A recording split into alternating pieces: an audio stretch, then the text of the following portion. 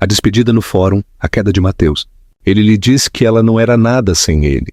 Enquanto assinavam os documentos finais, ele se inclinou e sussurrou: aproveite o ônibus, Alicia. Espero que essa compensação cubra seu aluguel por pelo menos um mês. Ele riu, ajeitando a abotoadura de seu terno de 35 mil reais e saiu para sua nova vida. Ela ficou sozinha na calçada, derrotada. Mas o carro que parou na guia não era um táxi. E o homem que saiu para lhe abrir a porta não era um motorista qualquer. Naquele único segundo, o mundo de arrogância e mentiras de seu ex-marido desmoronou.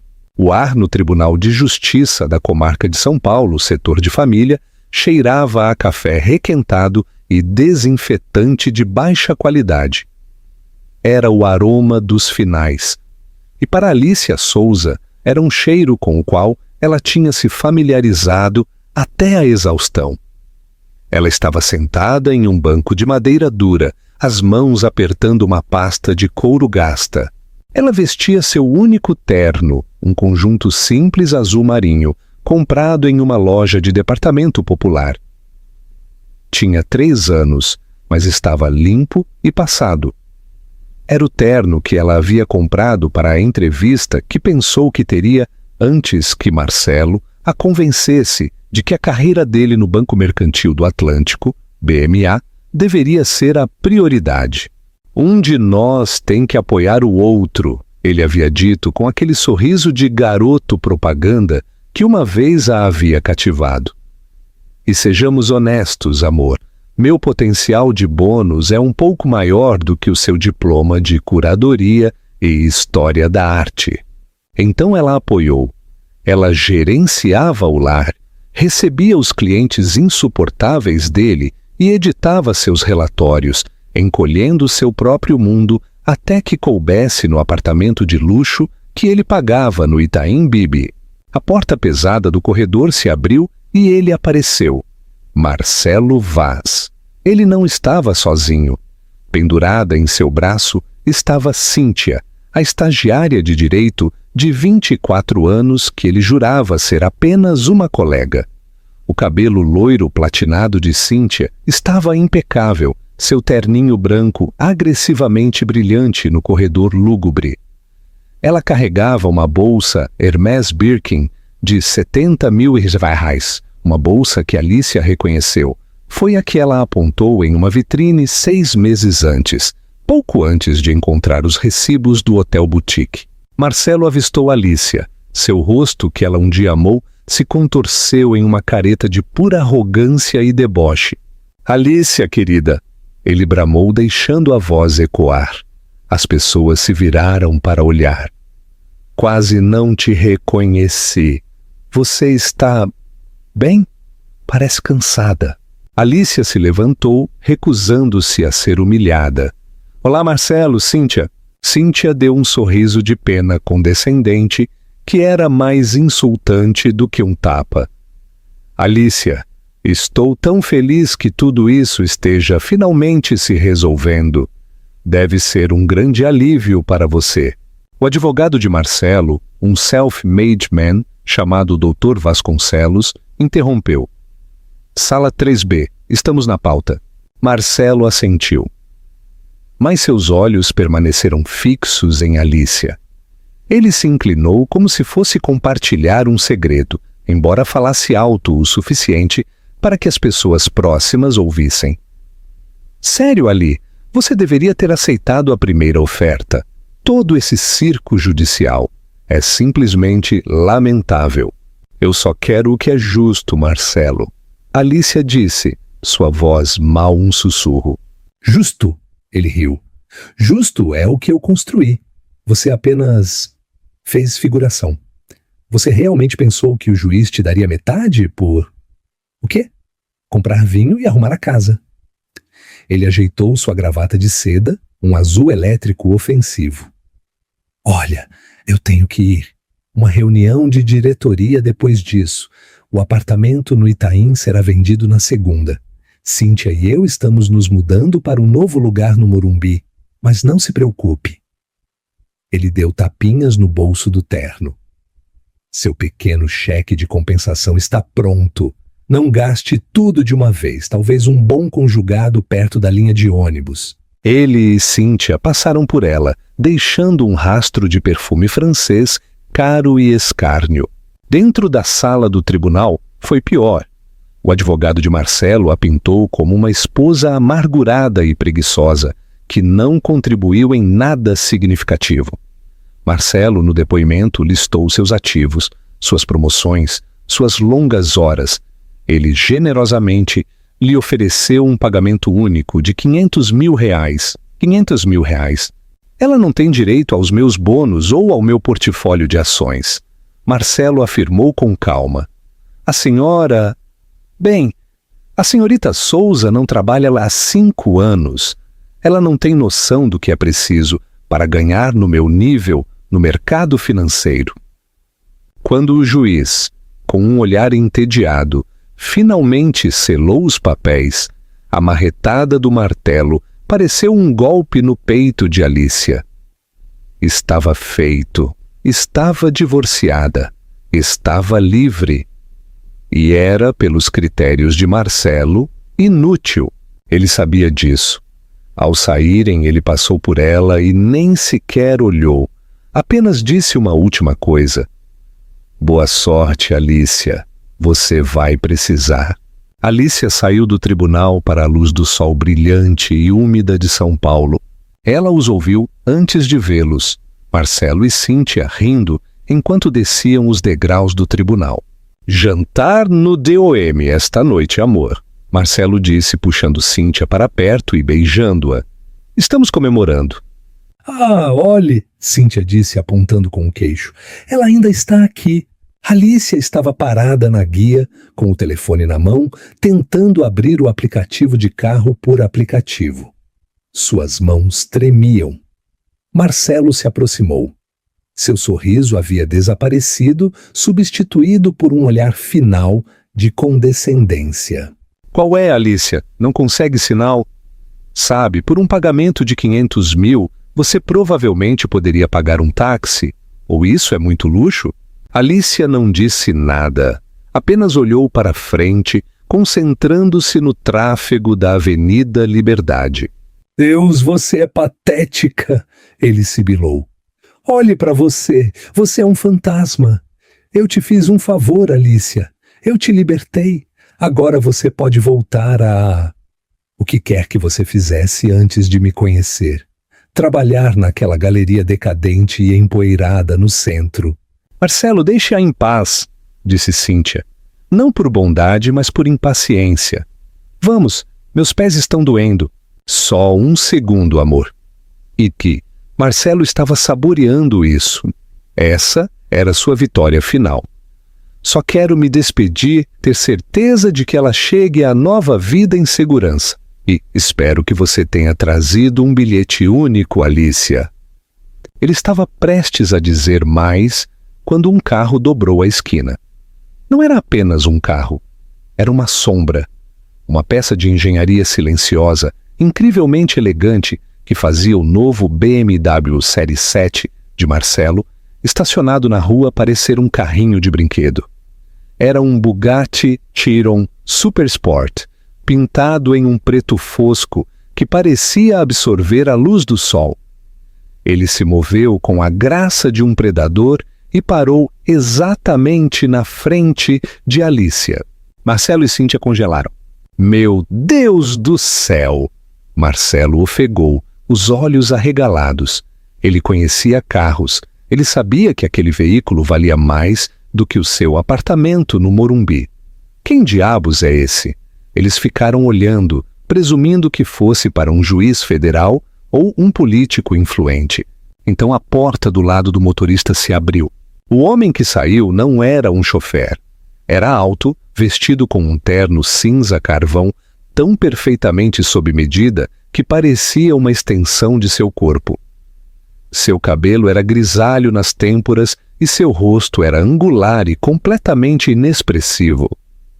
Ele irradiava uma aura de autoridade absoluta e aterrorizante. Marcelo conhecia aquele rosto. Ele o tinha visto na capa da revista Exame. Ele o tinha visto no Valor Econômico. Era Augusto Ribeiro, o fantasma do mercado de capitais brasileiro, o bilionário recluso de fintech e logística. Um homem que, segundo rumores, valia mais de 300 bilhões de reais. Parece 500 bilhões. Um homem cuja empresa, a Ribeiro Holdings, era um cliente muito importante do BMA. O sangue de Marcelo gelou, sua boca secou. Não, ele sussurrou, não pode ser. Augusto Ribeiro não olhou para Marcelo, não olhou para Cíntia. Ele não reconheceu a existência deles. Ele caminhou calmamente ao redor da frente do Bugatti e parou bem na frente de Alicia. Ele estendeu a mão e, com uma gentileza que parecia totalmente em desacordo com sua presença formidável, abriu a porta do passageiro. Alicia, ele disse. Sua voz era calma, mas cortou o ruído da rua como um bisturi. Está resolvido? Alicia finalmente olhou para cima, sua expressão tranquila. O tremor em suas mãos havia cessado. Sim, senhor Ribeiro, está finalizado. Bom, ele disse. Ele olhou para sua pasta simples, trouxe os arquivos sobre a aquisição do porto de Suape. Estão na minha bolsa, senhor. Ela respondeu. Excelente. Temos um voo para Mônaco, o leilão na Sotheby's é amanhã e eu quero revisar a procedência daquele Picasso perdido mais uma vez antes de nos comprometermos. Ele segurou a porta para ela. Alicia fez uma pausa e pela primeira vez se virou para olhar para Marcelo.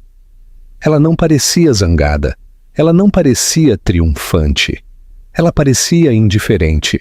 Era o olhar que se daria a um estranho que esbarrou em você na multidão. Ela lhe deu um pequeno aceno de cabeça. Adeus, Marcelo. Ela escorregou para o assento baixo do Bugatti. Augusto Ribeiro fechou a porta com um baque suave e caro. Ele caminhou de volta para o lado do motorista.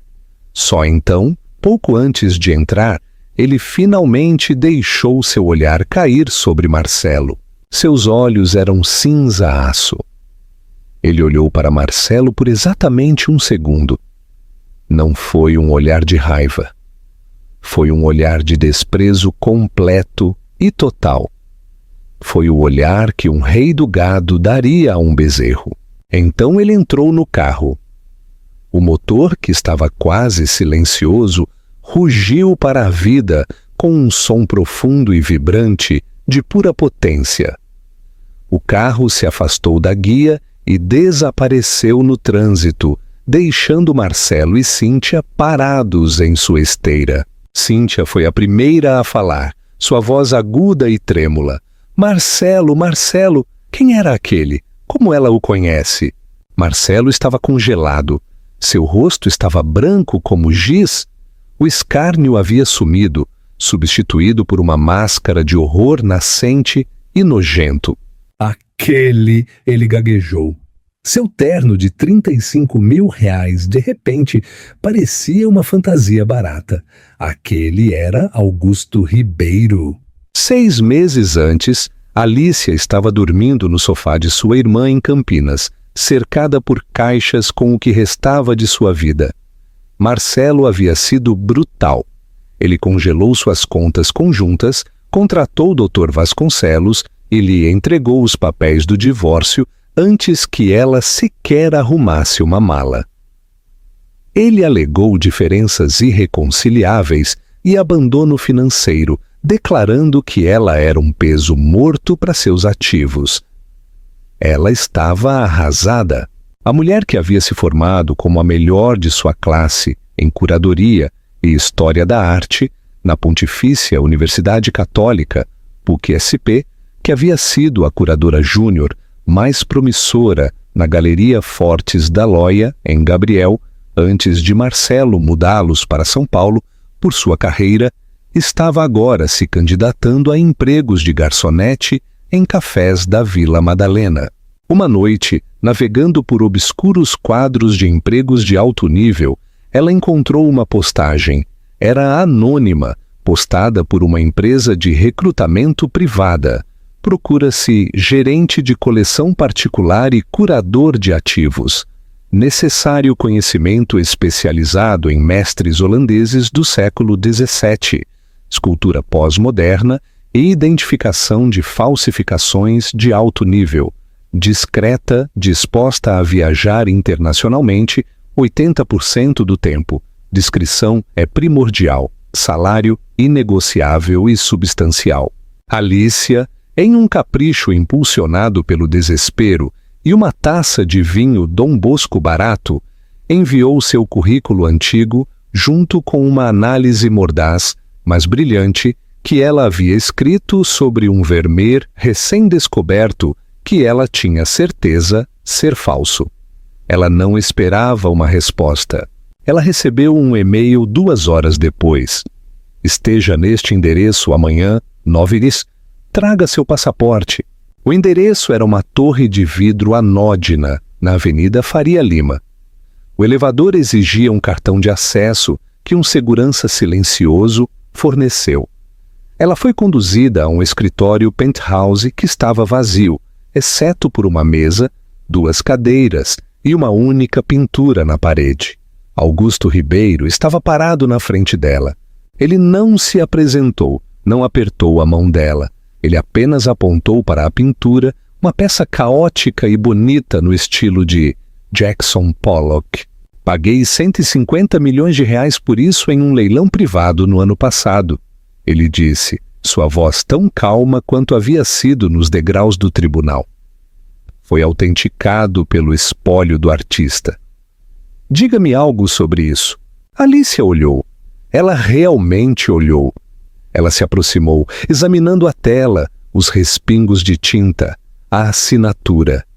Por 10 minutos, o único som foi o zumbido do ar-condicionado. É lindo, ela disse finalmente. Não perguntei se era lindo. Ribeiro retrucou ainda de costas para ela. É uma falsificação, disse Alicia. Ele se virou. Seus olhos se estreitaram. Explique. O método Pollock é sobre caos controlado. Isto é apenas caos. Os padrões de gotejamento estão incorretos. São muito hesitantes em alguns lugares, muito agressivos em outros. Mas a prova real, ela apontou para um pequeno canto. É a tinta. Isso é titânio branco, mas é um titânio à base de acrílico, não a caseína à base de óleo que ele usou durante este período.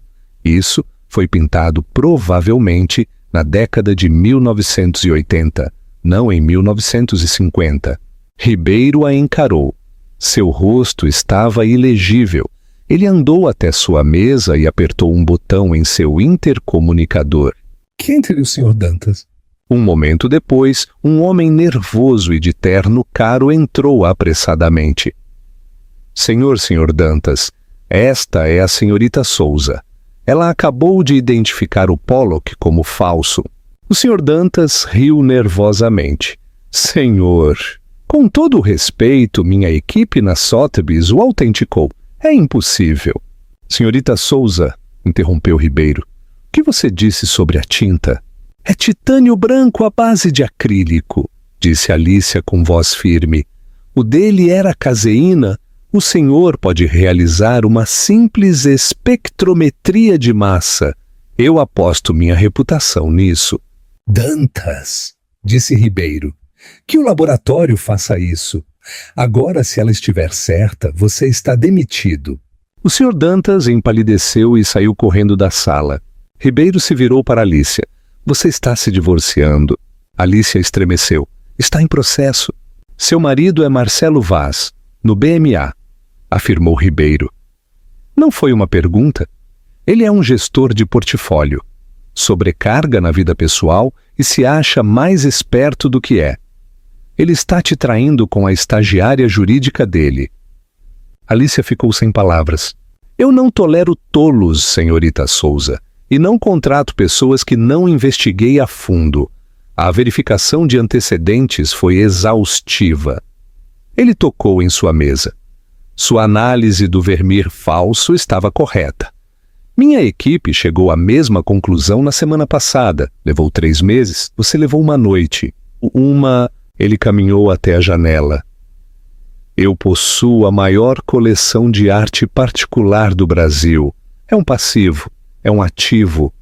E está cheio de cobras, como o Dantas, me dizendo o que eu quero ouvir.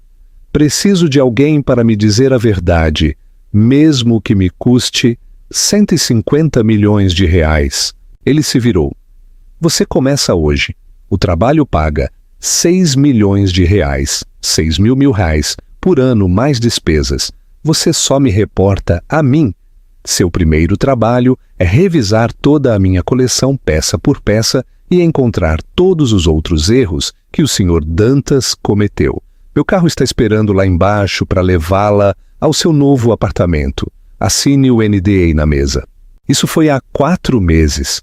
4 meses de jornadas de 18 horas, voos para Zurique, Tóquio e Buenos Aires. 4 meses de redescoberta do intelecto aguçado que ela havia enterrado para fazer Marcelo se sentir confortável. Ela não era sua amante. Ela era sua gestora de ativos mais valiosa e confiável. O acordo de 500 mil reais não foi um bote salva-vidas, foi um insulto. E o Sr. Ribeiro, que desprezava ser insultado quase tanto quanto desprezava ser enganado, havia insistido em pegá-la pessoalmente no Tribunal de Justiça. Marcelo não foi jantar no DOM. Ele foi para o apartamento no Morumbi, seu apartamento, e se serviu um copo de Macallan 25. Ele bebeu de um só gole. Marcelo, você está me assustando, disse Cíntia, andando no chão de mármore. Com quem ela estava? Você disse que ela estava falida. Você disse que ela não era nada. É um cliente, Marcelo murmurou servindo outro. Não é apenas um cliente, é o cliente. A Ribeiro Holdings tem metade de seus ativos líquidos gerenciados por nosso escritório de São Paulo. Ele é Augusto Ribeiro, o bilionário, o que tem aquela fazenda no Pantanal. Os olhos de Cíntia se arregalaram, mas não de medo, e sim de cálculo. Então ela é a namorada dele? Ela te trocou por um bilionário? Não, Marcelo gritou, batendo o copo. Eu a deixei, ela teve sorte, ela deve ter, não sei, conheceu ele em um bar chique. Ela é uma caçadora de fortunas, é isso. Mas suas palavras soavam ocas, até mesmo para ele. A Alicia que entrou naquele carro não era a mulher ratinha e pedindo desculpas que ele havia dispensado. Ela estava fria, autoconfiante e estava trabalhando. Mônaco, Sotheby's, a aquisição de Swap. Ele passou a semana seguinte em uma névoa de obsessão pura e ácida. Ele não podia trabalhar, não podia dormir. Toda vez que olhava para Cíntia, ele via sua bolsa Birkin de 70 mil reais e a comparava com a forma casual com que Augusto Ribeiro havia saído de um carro de 20 milhões. Ele havia ganhado o divórcio. Mas em um segundo na escadaria de um tribunal de justiça, Augusto Ribeiro havia transformado toda a sua vida em uma piada patética. Ele usou suas conexões para descobrir sobre a nova vida de Alicia. Ela não é a namorada dele, um contato em uma firma rival lhe disse. Ouvi rumores. Ribeiro contratou uma mulher desconhecida para chefiar sua coleção particular. Eles a chamam de a curadora. Ela é brutal. Tem limpado a casa, demitiu metade da equipe europeia, descobriu 3 falsificações de alto nível, economizou mais de 600 milhões só no último trimestre. Dizem que ela só reporta ao próprio fantasma. Marcelo sentiu-se doente. Ela economizou 600 milhões. A sua Alicia. A mulher que ele tinha dito ser muito simples para entender o trabalho dele. Ele fez algo estúpido. Ele encontrou o apartamento dela, o que a Ribeiro Holdings estava alugando para ela, um penthouse no prédio mais exclusivo dos Jardins. Ele esperou no hall. Quando ela entrou, ladeada por 2 seguranças, ele saiu de trás de um pilar. Alicia, ele parecia patético. Eu queria conversar. Aquele homem, Ribeiro, é perigoso. Você está sobrecarregada. Alicia ajeitou a alça de sua bolsa. Sobrecarregada, Marcelo. Estou atrasada para uma ligação com o curador do Rijksmuseum. E você é... O que exatamente? Um gerente de nível médio preocupado com o bônus? Ela passou por ele. Seus seguranças, homens construídos como geladeiras, o encararam até que as portas do elevador se fechassem. Marcelo ficou sozinho no hall opulento, tremendo com uma raiva tão profunda que o sufocava. Em Mônaco, Alicia estava em seu elemento. O leilão da Sotheby's era uma sinfonia de riqueza discreta, e ela era a maestrina. Ela estava sentada em um camarote particular com Augusto Ribeiro, aconselhando-o. O Picasso é legítimo. Ela sussurrou, olhando os dados em seu tablet.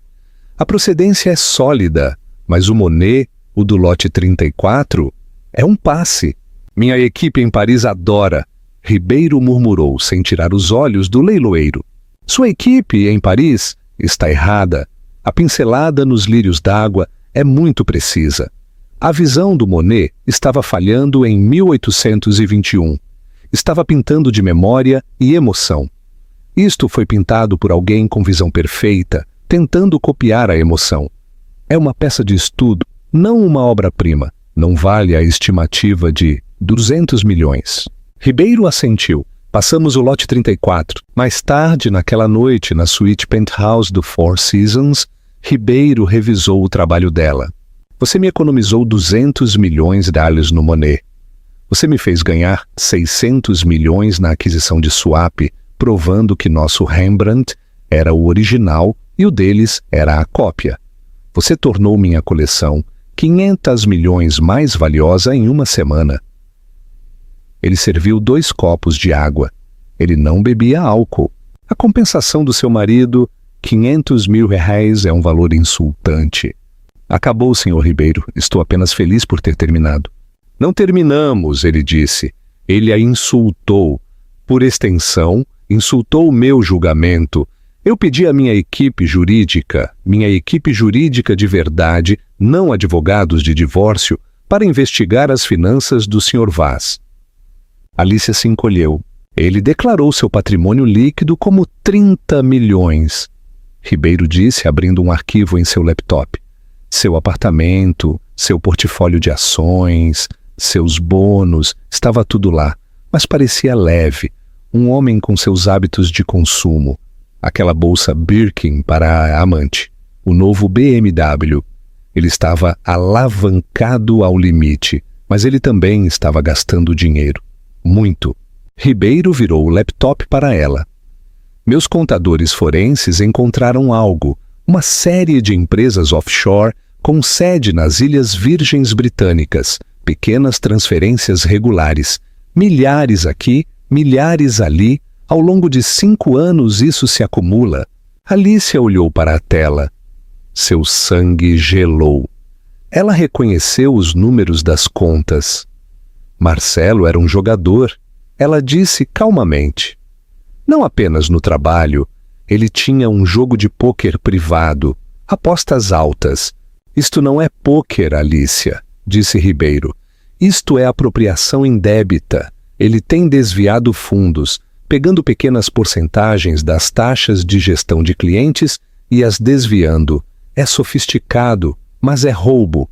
Eu tenho o livro Razão original, ela sussurrou. Quando me mudei, peguei uma caixa com o que pensei serem meus diários antigos. Está lá. Eu queria me libertar dele. Não queria mais brigar. Um sorriso frio e raro tocou os lábios de Augusto Ribeiro. Liberdade é uma coisa, justiça é outra. Ele construiu seu reino roubando seus clientes e subestimando sua esposa. Ambos são imperdoáveis. Ele fechou o laptop. Envie o livro Razão para minha equipe jurídica. Eles saberão o que fazer. Marcelo Vaz estava no topo do mundo. Ou assim ele se dizia. Ele estava em seu escritório de paredes de vidro, repreendendo um analista júnior, quando seu chefe, o diretor regional, apareceu em sua porta. Ele estava ladeado por 2 homens que Marcelo não reconheceu.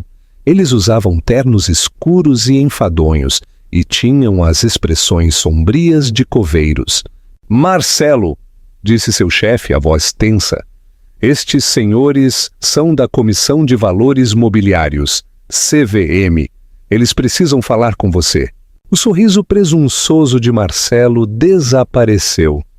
CVM, o que é isso? Alguma reclamação de cliente?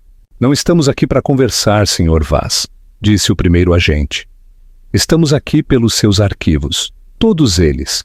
Vocês não podem simplesmente... Marcelo começou. Podemos, disse o segundo agente, mostrando um mandado. Seu terminal está congelado. O senhor será acompanhado até a sala de conferências AA. Na sala de conferências A, a coisa piorou. Seu advogado, Dr. Vasconcelos, já estava lá, pálido, e na cabeceira da mesa estava sentada uma mulher que ele não reconheceu, com o cabelo puxado para trás em um coque austero e um laptop aberto. Sr. Vaz, disse o agente da CVM, temos provas de um padrão de 5 anos de fraude eletrônica, apropriação indébita e lavagem de dinheiro. O quê? Isso é loucura, Marcelo gaguejou. Eu sou um dos maiores ganhadores neste escritório. A mulher do laptop falou. Meu nome é Dra. Roberta Dias. Sou a chefe de contabilidade forense da Ribeiro Holdings. Nas últimas 4 semanas, a pedido do Sr. Ribeiro, temos conduzido uma auditoria privada de todas as contas gerenciadas por este escritório. Encontramos irregularidades. Passamos essas irregularidades para a CVM. O sangue de Marcelo esvaiu-se do seu rosto. Ribeiro! Foi Ribeiro! Isto é por causa da minha ex-mulher! Marcelo gritou, apontando para Vasconcelos. Ela o incitou a isso. É uma retaliação pelo divórcio. Este é o livro Razão que guardava em seu estúdio em casa, correto? Disse a doutora Roberta Dias, deslizando um livro sobre a mesa. Marcelo olhou para ele.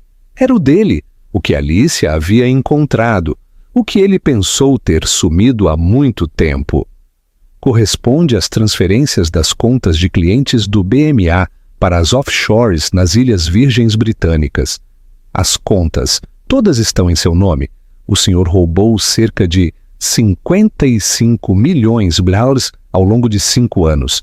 Marcelo ficou em silêncio. Ele estava acabado.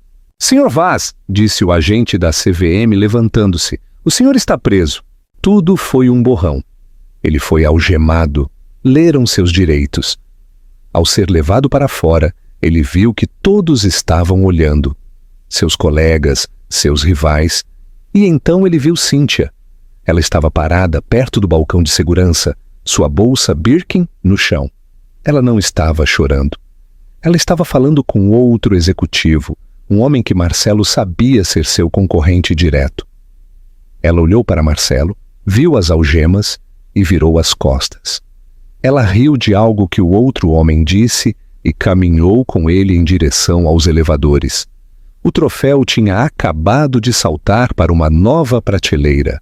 Enquanto os agentes o empurravam para a traseira de um carro preto, descaracterizado, Marcelo olhou para a rua.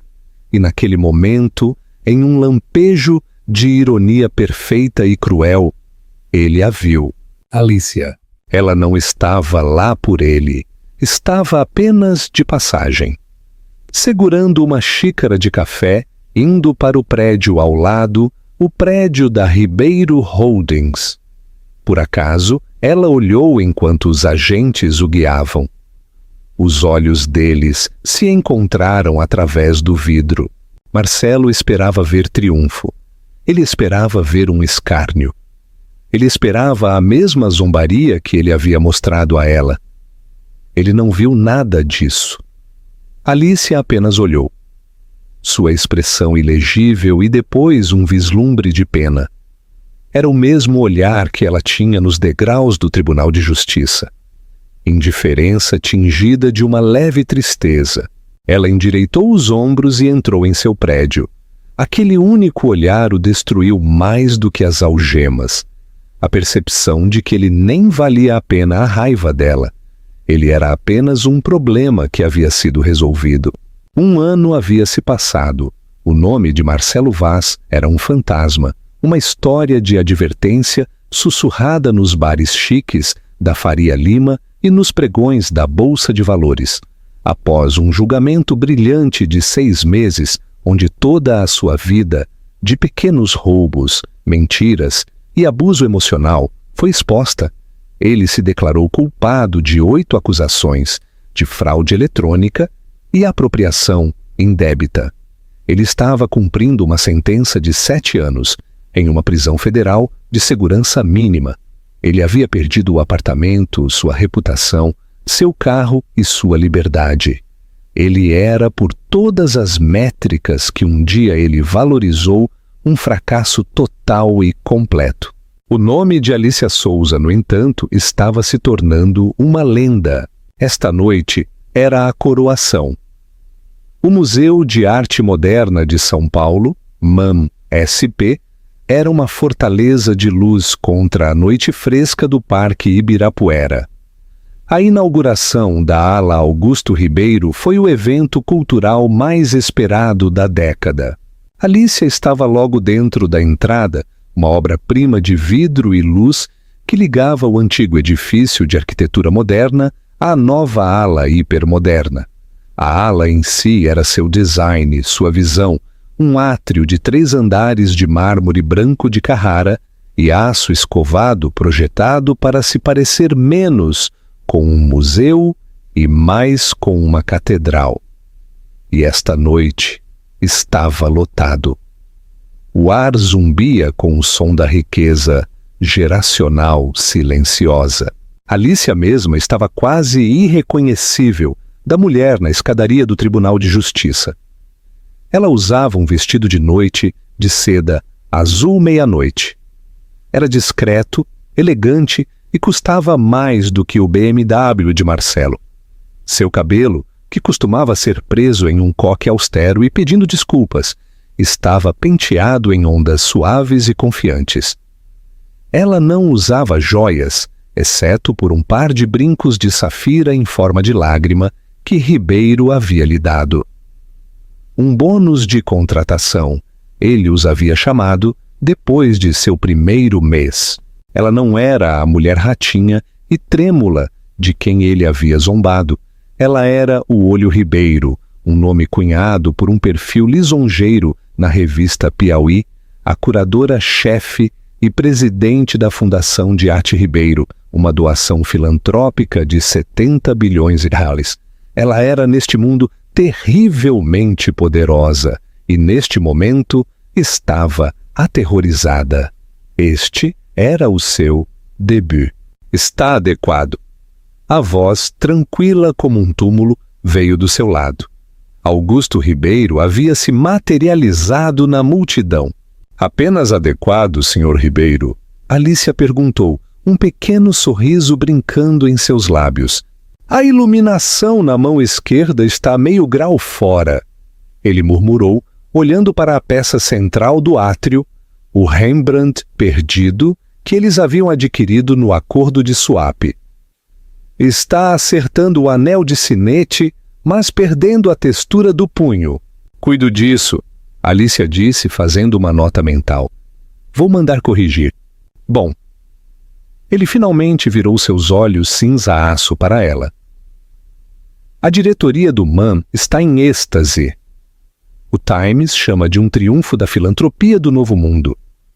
Você fez bem, senhorita Souza. De Augusto Ribeiro, você fez bem era o equivalente a uma banda marcial e uma chuva de confetes. Obrigada, senhor. Não me agradeça. Você executou a estratégia. Ele acenou para a multidão. Agora vá, esta é a sua noite. Misture-se com as víboras, eu estarei observando.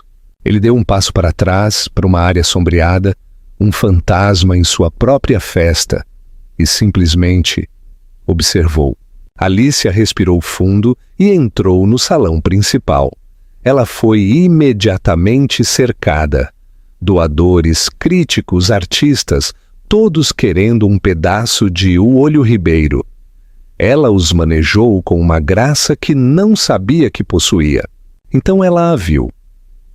Do outro lado do salão, parada ao lado de um homem muito mais velho e barrigudo, com um sorriso de político, estava Cíntia. Ela estava enfiada em um vestido dourado berrante e chamativo, seu cabelo loiro empilhado para cima. Ela ainda era bonita. E ainda carregava uma bolsa Birkin, uma nova em crocodilo rosa choque. Ela havia caído de pé, assim como Alicia sabia que faria. Cíntia era uma sobrevivente, um troféu que conhecia seu próprio valor no mercado. Os olhos dela se encontraram do outro lado do salão. Alicia viu um lampejo de emoções no rosto de Cíntia. Primeiro, confusão. Quem é essa? Depois, reconhecimento nascente, seguido por uma onda de pura surpresa. O sorriso pintado de Cíntia vacilou. Ela viu o vestido de Alicia, sua compostura, a ala de um museu que era essencialmente o projeto dela. Cíntia olhou para seu próprio vestido chamativo, para o braço envelhecido do homem que ela segurava, e por um único segundo lindo, pareceu vulgar. Alicia não sorriu. Não a encarou. Ela não lhe deu a satisfação de nenhuma emoção. Ela simplesmente manteve o olhar. Deu um pequeno aceno de cabeça educado e totalmente desdenhoso e se virou para o diretor do museu com quem estava falando. Foi uma pequena vitória, mas foi doce. Ela estava tão focada neste pequeno triunfo que não viu a ameaça real até que estivesse bem na frente dela. Senhorita Souza, um prazer. O nome dele era Dr. Otávio Lins. Ele era o curador-chefe do Museu de Arte do Rio. Mar. Um homem de dinheiro antigo, com um sotaque carioca patriciado e um desprezo profundamente enraizado por qualquer um que não tivesse herdado sua posição. Sr. Lins, Alicia disse com a voz fria. Fico feliz que tenha vindo. Espero que esteja gostando da exibição. Lins, ladeado por um pequeno séquito de críticos e repórteres, sorriu com um sorriso fino e condescendente. Certamente é uma exibição, ele disse, deixando a palavra pairar. Tanto volume. O Sr. Ribeiro certamente tem estado ocupado. A gente se pergunta se houve alguma estratégia real por trás das aquisições, ou se foi simplesmente uma questão de vou levar um desses e um daqueles. O repórter rabiscou. Isso era sangue na água. A estratégia, Alicia disse, sua voz perfeitamente uniforme. É a verdade. Adquirimos peças que foram perdidas, esquecidas ou mal atribuídas. Usamos os recursos do Sr. Ribeiro para restaurá-las e devolvê-las ao público. Como o Donatello, na Galeria Sul, aquele que seu próprio museu declarou ser uma imitação do século XIX. O rosto de Lins se contraiu.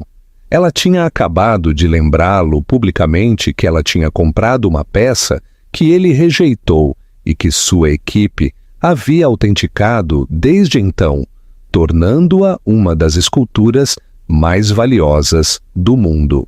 Um palpite de sorte, querida. Lins zombou. Um esquilo cego encontra uma noz de vez em quando, mas a sorte acaba. Ele se virou e apontou seu dedo longo e pálido, mirando a peça central. O Rembrandt, esta peça, por exemplo. Ele levantou a voz, projetando para a multidão. O Rembrandt perdido, uma afirmação audaciosa. Meus colegas do Rijksmuseum, em Amsterdã, estão profundamente céticos. Eles têm sua própria versão, o Rembrandt de Rotterdam, por 50 anos. Eles acreditam que é o original. Ele se aproximou dela, sua voz caindo em um sussurro conspiratório e venenoso. Eles acreditam que o Sr. Ribeiro e, por extensão, você, simplesmente compraram a procedência, subornaram alguns especialistas para criar um rastro de papel, um erro caro e vergonhoso. Você construiu toda a sua ala em torno de uma falsificação, senhorita Souza. E amanhã, o Times publicará uma matéria de primeira página sobre esse mesmo ceticismo. Essa foi a emboscada. A multidão ficou em silêncio. Os repórteres voavam com suas canetas. Ele a estava acusando na frente de todo o mundo da arte de ser uma fraude. Ela olhou além do rosto presunçoso de Lins, através do vasto átrio, e viu Augusto Ribeiro nas sombras. Ele estava observando. Ele não fez nenhum movimento para ajudar. Este era o teste dela. Alicia deu as costas para Lins e olhou para a pintura. Ela olhou para ela por 10 longos e silenciosos segundos. Ela deixou a tensão aumentar. O único som era o clique distante de uma câmera. Quando ela se virou, ela não estava mais nervosa. Ela era uma pessoa diferente. Ela era o Olho Ribeiro. Sr. Lins, sua voz era clara e cortante. O senhor está certo em ser cético. Eu também estava. Ela caminhou em direção à pintura e a multidão se abriu para ela. Lins não teve escolha, a não ser segui-la. O senhor e seus colegas em Amsterdã estão certos, ela disse. A peça de Roterdã é brilhante. A pincelada é requintada. A composição é idêntica. Por 50 anos foi considerada inequivocamente o original. Mas é uma cópia. Alicia interrompeu, sua voz como aço. Uma cópia contemporânea magistral pintada por um aluno em seu estúdio. E o senhor sabe como sabemos? Lins ficou em silêncio. Alicia apontou para o punho pintado no pulso esquerdo do sujeito. Sabemos por isso. O senhor viu a pintura, Sr. Lins, mas não a estudou. Minha equipe e eu passamos 4 meses nesta peça. Executamos espectrometria de massa, fluorescência de raios-x e refletografia infravermelha. A peça de Roterdã é pintada em um painel de carvalho padrão, o que está correto para o período. Ela tocou a etiqueta de parede ao lado da pintura. Esta, no entanto, é pintada em um painel de mogno importado do Novo Mundo, uma madeira que se sabia que Rembrandt favorecia para suas encomendas mais importantes, mas que seus alunos quase nunca podiam pagar. Mas essa não é a prova. Isso é apenas uma pista. Ela olhou diretamente para o repórter do New York Times. A prova está nos erros. Ela sinalizou para um assistente do museu que lhe entregou um tablet. Ela tocou na tela e um grande monitor na parede se iluminou, mostrando uma imagem infravermelha da pintura. Isto, disse Alicia, é o pentimento, o desenho subjacente, o esboço original do artista que ele pintou por cima. Olhem para a mão direita do sujeito. No desenho subjacente, ele estava segurando um par de luvas. Na pintura final, as luvas se foram e sua mão repousa no punho de sua espada. Ela deu zoom, sua voz ressoando com autoridade absoluta e inabalável. Um falsificador, Sr. Lins, copia o produto final. Eles copiam o que vem. A pintura de Roterdã não tem pentimento. Foi pintada perfeitamente de uma só vez. É uma cópia brilhante desta, nossa versão final. Só o mestre muda de ideia. A peça de Roterdã é uma cópia. Este é o original. Este é o processo. Esta é a verdade. Então ela deu o golpe final devastador. Ela olhou para Lins, sua expressão não triunfante, mas quase de pena. O mesmo olhar que ela havia dado a Marcelo enquanto o forçavam a entrar no carro de polícia. Minha análise completa, incluindo os dados espectrais e as varreduras de infravermelho, foi enviada ao Rijksmuseum há 2 dias. Recebemos a retratação oficial de sua alegação original esta manhã. Eles serão coautores de nosso artigo sobre a descoberta. Ela olhou para o repórter do Times. Acho que a declaração oficial deles está sendo enviada ao seu editor. Agora mesmo. O senhor pode querer verificar seu e-mail. Sua matéria de primeira página precisará de uma nova manchete. O rosto de Dr. Otávio Lins estava branco como giz. Ele havia sido retalhado acadêmica, forense e publicamente. Ele não disse uma palavra. Simplesmente se virou. Seu séquito se afastou dele e ele saiu humilhado da ala.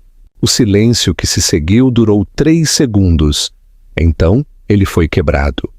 O salão irrompeu em aplausos estrondosos e sustentados. Não foi apenas cortês, foi um rugido.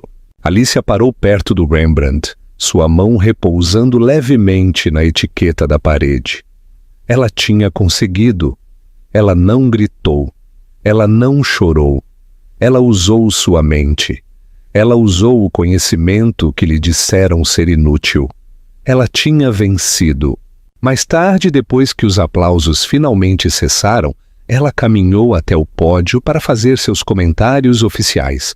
A arte, ela disse, sua voz clara e forte, não é sobre posse, não é sobre um ativo em um balanço ou um troféu para uma parede. É sobre preservação. É sobre uma conversa através dos séculos. É sobre encontrar a verdade na tela, mesmo quando essa verdade foi pintada por cima. Ela sorriu um pequeno sorriso genuíno que iluminou seu rosto. Por muito tempo, este mundo foi dominado por aqueles que veem a arte como outra forma de provar seu poder. Esta noite, mudamos isso. A ala Ribeiro está aberta não como um monumento à riqueza, mas como um compromisso com a verdade, com as histórias que quase foram perdidas. A jovem e ansiosa repórter do New York Times encontrou Alicia perto da janela. Senhorita Souza, isso foi incrível. Você saiu do nada nos últimos 18 meses. Você remodelou completamente o mundo dos leilões. Qual é o seu segredo? Alicia tomou um gole de champanhe, olhando para as luzes de Nova York. Ela pensou no Tribunal de Justiça, no cheiro de café velho, na sensação do olhar desdenhoso de Marcelo, no momento em que ela pensou que sua vida havia acabado, que ela não valia nada. Não há segredo, Alicia disse, sua voz quente. Eu apenas parei de permitir que outras pessoas definissem meu valor. Acontece que minha cabecinha bonita tinha muito mais nela do que qualquer um, incluindo eu mesma, percebeu. Do outro lado do salão, Damião Serra estava sozinho perto de um Vermeer do século XVII. Ele estava, como sempre, observando. Ele viu Alicia dominar o salão, não com ameaças ou volume, mas com uma competência calma e inabalável. Ele olhou nos olhos dela. Ele não sorriu, mas ele lhe deu um único, lento aceno de cabeça. O maior elogio possível do fantasma do mercado de capitais. Não foi um aceno de um chefe para uma funcionária. Foi um aceno de respeito de um mestre para outro. E essa é a história de Alicia Souza. Ela aprendeu que a melhor vingança não é vingança de forma alguma. É construir uma vida tão magnífica que o seu passado se torna completamente irrelevante. Marcelo tentou destruí-la, mas apenas conseguiu se remover como o maior obstáculo para o sucesso dela. Ela não precisava de um bilionário para salvá-la. Ela só precisava de uma chance para se salvar. O que você achou da transformação de Alicia? A queda de Marcelo foi justa ou foi um movimento frio e calculado por parte de Ribeiro?